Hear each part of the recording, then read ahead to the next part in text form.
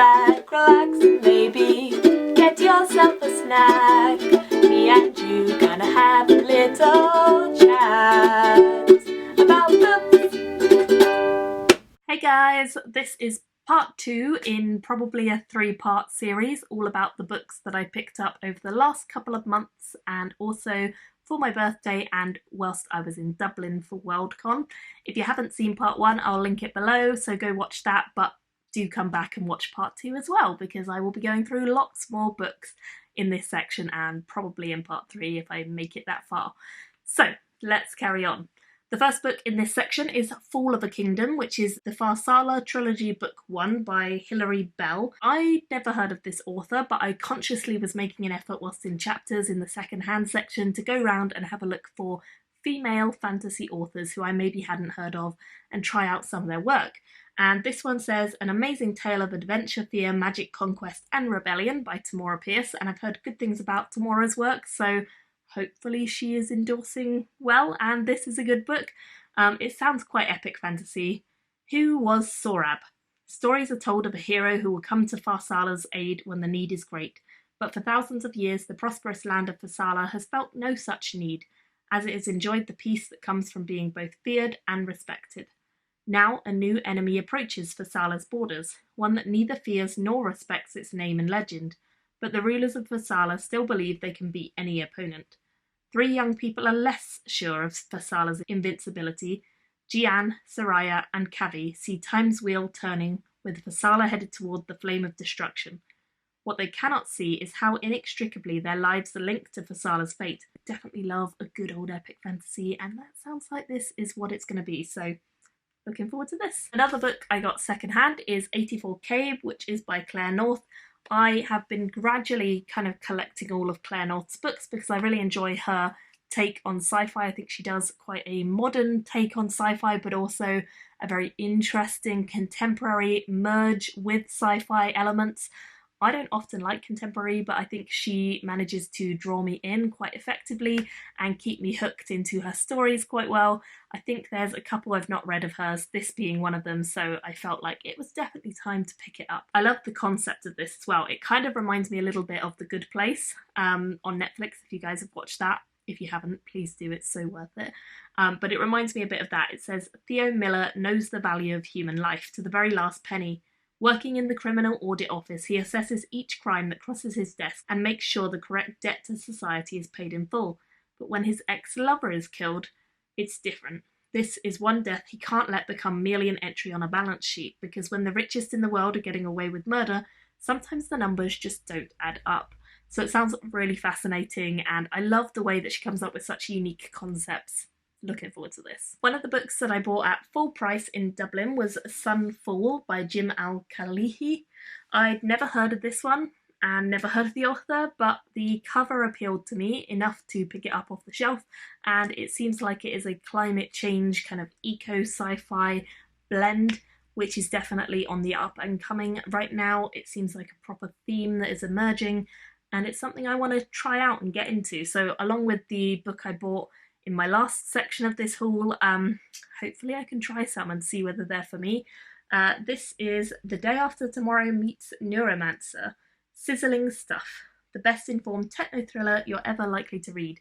So that's high praise. The year is 2041 and the Earth is in trouble.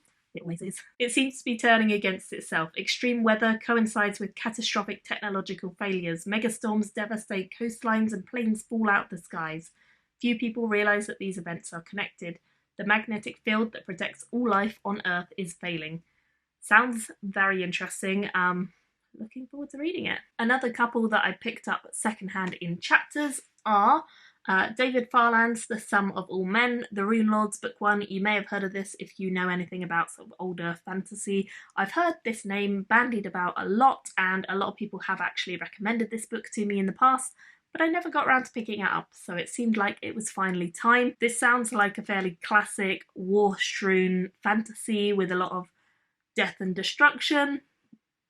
I'm intrigued. I like a good old classic, so hopefully I will enjoy this series as much as a lot of other people seem to. It's a pretty chunky first book, and I'm pretty sure there's a couple of others in the series as well. The next one I picked up is Osiris, book 1 of the Osiris Project by E.J. Swift, and this says, wealthy socialite and granddaughter of the architect, she spends her time in pointless luxury, rebelling against her family in a series of jaded social extravagances and scandals, until her twin brother disappears in mysterious circumstances, and that is Adelaine Reknov.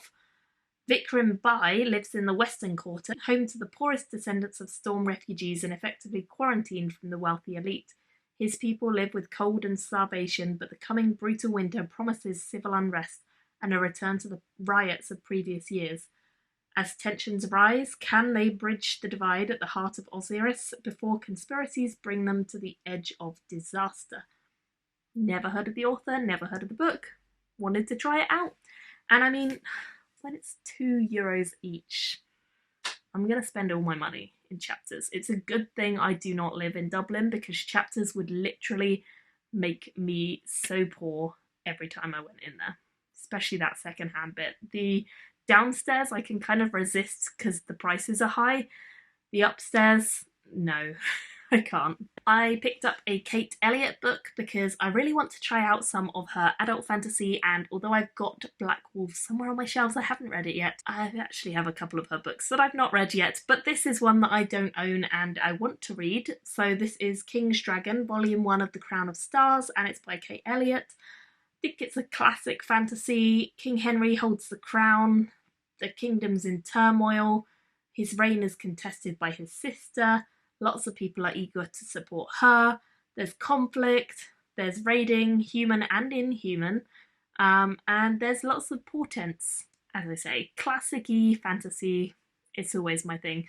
She writes pretty chunky books, but I've heard very good things about her in general, and I've read one of her YA reads and really enjoyed it, so definitely need to try out her actual adult fantasy, and hopefully I'll really like it, because I have quite a few of her books. I think I am now done with books from Dublin, so the majority of the rest of these books are now ones that have been sent to me by publishers or authors who have self-published, so let's just get on with it. First up, I have this book, which is Athena's Choice, and it's by Adam Boostrom. This one, I really like the soft cover. It's one of those like matte covers, and I also think the design is actually really interesting as well, so definitely stood out to me when I got emailed about this. It says, what if a stray virus accidentally killed all the men on Earth? Athena Vosh lives just like any other teenager from the year 2099. She watches reality TV shows with her friends, eats well, and occasionally wonders, what would life be like if men were still alive? It's been almost 50 years since an experimental virus accidentally killed all the men on Earth. However, a controversial project is currently underway to bring men back.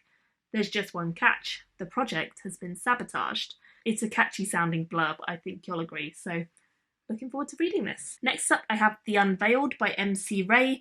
I believe this one's also self-published, and it says, Sprite Alaya Lightstar lives in a wealthy section of Keldrock, the illustrious elven-ruled city where she has everything anyone could ever imagine. She lives on a large estate, has servants, and hasn't had to do a hard day's work in her entire life. It seems like a perfect life, where danger is but a thought, and she and all she knows are hidden behind a magic veil that shields her home from the far, far unknowns of the rest of the world. Another one, which I believe is self-published, is Sotera, The Crisis Forward by Roberto Arsolio? Hard to say, not sure, sorry. Whilst on a routine transportation run, an ore hauler from the planet Eldrin discovers that humans on Earth have developed nuclear capabilities. What's more, they learn an asteroid is on a collision course that will destroy all known life on the planet 40 years in the future.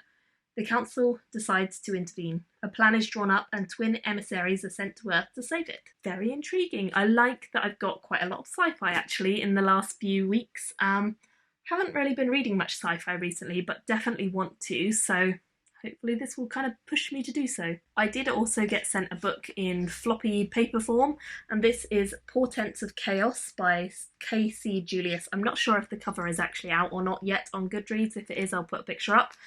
This one I was sent by the author because they contacted me very early, as you can see by the fact that it's not got a proper cover or anything just yet. However, it does have a map inside, which I'm guessing the author has actually drawn, or someone that they know has drawn. Very nice. Oh, a couple of maps actually. I guess I will read it. I don't mind reading books in this form. I find it a lot harder to read in PDF form, so I'd rather have the printed version if I'm going to sit down and read it, and at least, even though it doesn't have a cover or anything yet, I do have the printed version so I can sit down and read at my leisure in bed. It's quite nice to get a book in this form. Like, I feel pretty privileged to get one this early in the process, so thank you to the author for sending this to me. I also got sent Mundi by Palmer Pickering. This is actually one of the SPFBO titles that I'm reading for my batch of SPFBO titles this year. This one is one of them. Potentially could be a finalist if I like it. I really like the cover and the feel of this book, so I'm very happy to own a physical copy. And I've actually just started reading this. I'm literally through the prologue, so not very far at all, but it seems quite sci-fi mixed with fantasy at the moment, so I'm looking forward to reading it, and hopefully I will like it and I can display it proudly on my shelf when it's finished. But I'll definitely review this one because it is an SPFBO, so you will see my thoughts on this when I get to it. Next up, I got sent Drop by Drop, which is book number 1 by Morgan Llewellyn. This I love the cover for. For some reason, this really appeals to me. This like drippy, melty, horrible hand really appeals to me, and it sounds pretty interesting. It's a near-future thriller where technology fails and a small town struggles to survive the global catastrophe. Plastic has mysteriously begun to liquefy.